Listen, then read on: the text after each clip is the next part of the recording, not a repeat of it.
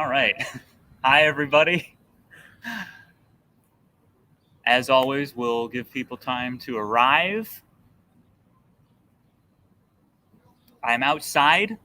It's really nice weather, which is great because it would be very difficult to do this experiment inside. So we'll give people a little extra time.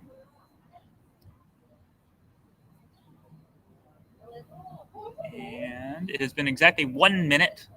So, good morning, everybody. Welcome back to Curiosity Corner Live. It is 10:30, and every weekday at 10:30, we will present to you some live science content just like this. My name is Andy. Bow ties are cool.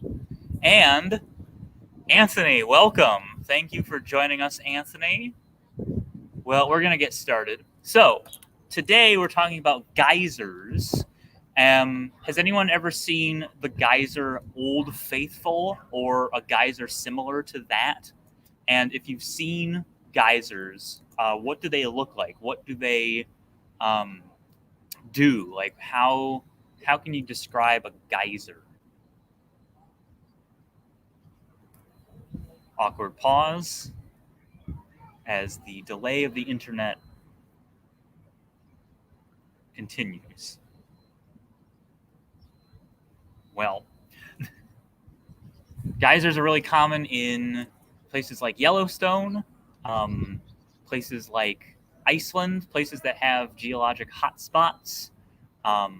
Geology is one of my favorite subjects. I studied it in college. So places like Yellowstone, places like Iceland, even places like Europa and Io have geysers.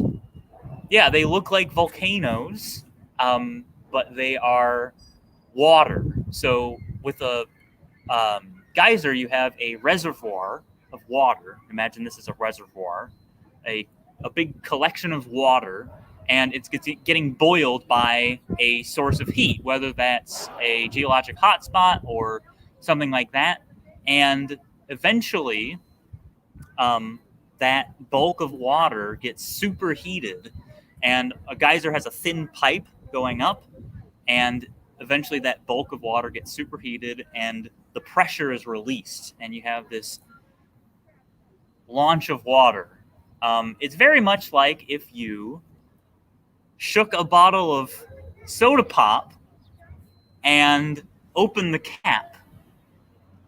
There's this reservoir of water, carbonated water in this case, and then it narrows. And so because it narrows, the speed gets much larger. So what I'm going to do,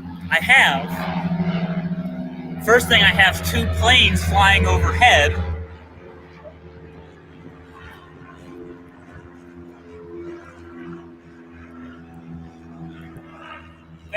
Thank you for offering your assistance, airplane. So this bottle, I'm going to open it. I'm going to see what happens. Hopefully it doesn't spray all over the place. So we're going to open that up. Releases that hiss. That is the carbon dioxide leaving the container. And it didn't explode, which is great. But you can see it has bubbles formed at the top. Those are bubbles of carbon dioxide that have come out of solution. What's really cool about soda pop and other carbonated beverages is that gas is dissolved in the liquid. It's a gas dissolved in the liquid, which is absolutely amazing.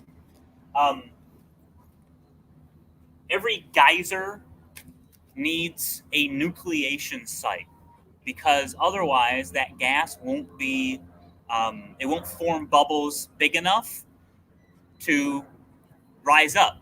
Anything like a geyser or soda pop, in order for bubbles to form, they need a nucleation site. So I'm going to do a little bit of an experiment here. I'm actually going to try to provide a nucleation site. So I have a paper funnel here that I made. It took me minutes to make this. Minutes. So I'm going to take a piece of candy. Hopefully this will provide some nucleation sites, and I'm going to drop it into this bottle of soda pop. Let's see what happens. Here goes something. I'll put the cap in here.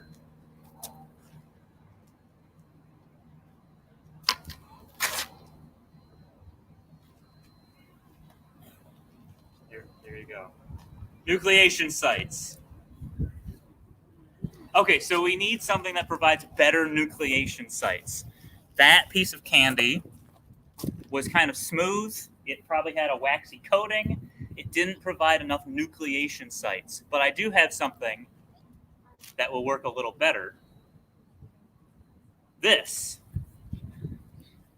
We know this experiment. It was all the rage about 10 years ago, but it's a great demonstration of how geysers work.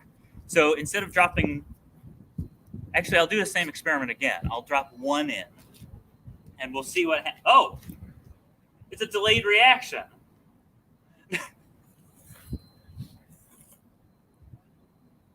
Wow. So in this case, this is it's a different kind of geyser. It's a very slow geyser. That's interesting. I'm going to see what happens if I drop this chewy mint in there, and maybe it will make it go faster. Interesting. That is very interesting. I was not expecting that. Okay, so I think that's the extent of it. So instead, strangely enough, putting that extra one in seems to have stopped it. Or maybe it's making it worse. But either way, we had those nucleation sites. Otherwise, these bubbles wouldn't be able to form. So I'm going to move this one out of the way and let it do its thing. All right. But we came here for a geyser, not a slow ooze. So I'm going to try these two that I had earlier, and I'm going to see which one does better. We know that one can make a decent geyser, but we want to make a really tall geyser. So I have these two. This one is diet, so it is a thinner liquid. It doesn't have high fructose corn syrup in it. This one has high fructose corn syrup, different shape bottle. So I'm going to try and compare the two. And I'm going to use Mentos this time for both of them.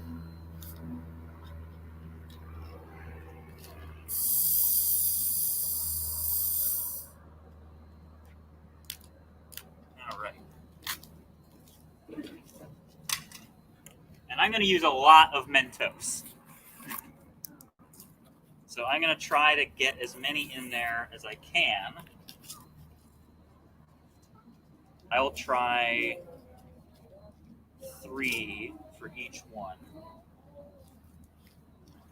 Let's see here. I have so many pockets. Okay, let's see. That is 5. I need... Oh, no, I have 6. Okay. I could use baking soda. Baking soda could provide a nucleation site. That's another way to make a geyser, is baking soda and vinegar. Oh, Isaac is here. Welcome, Isaac. Thanks for joining us. All right.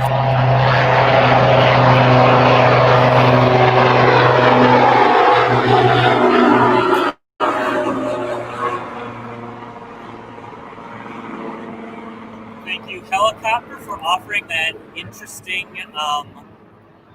insight.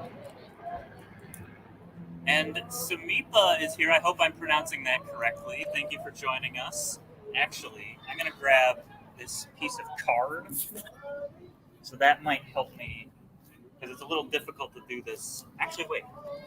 If I stick that in there, just like that, that might work. All right, this one I'll have to do. All right, there we go. No, not really. So this one's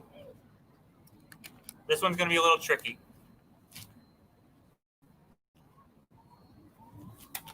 Oh, come now. That's not going to work. I told you I spent minutes on these funnels. Absolute minutes. Okay. Well, I'll have a little bit of time. I can drop these in. This is tricky. Okay. I'll drop them in here. There we go. About the same as the first one. And now let's try it with this one. Hey, there we go. Same amount of Mentos, same amount of candy dropped into both of these, but this one did not go very high. This one went much higher, and you can see, even after the fact, as they're still bubbling, this one, there's a lot of foam. At the top, this one, there's barely any, and barely any bubbles. And I just stepped in a puddle of Diet Coke. That's okay. The green bottle, the stuff in there is too thick. It wasn't able to be pushed up by that reaction as much because the Diet Coke is so thin. It's able to be pushed out a lot more. Well, that is my experiment for today. Thank you very much for joining me. My name's Andy.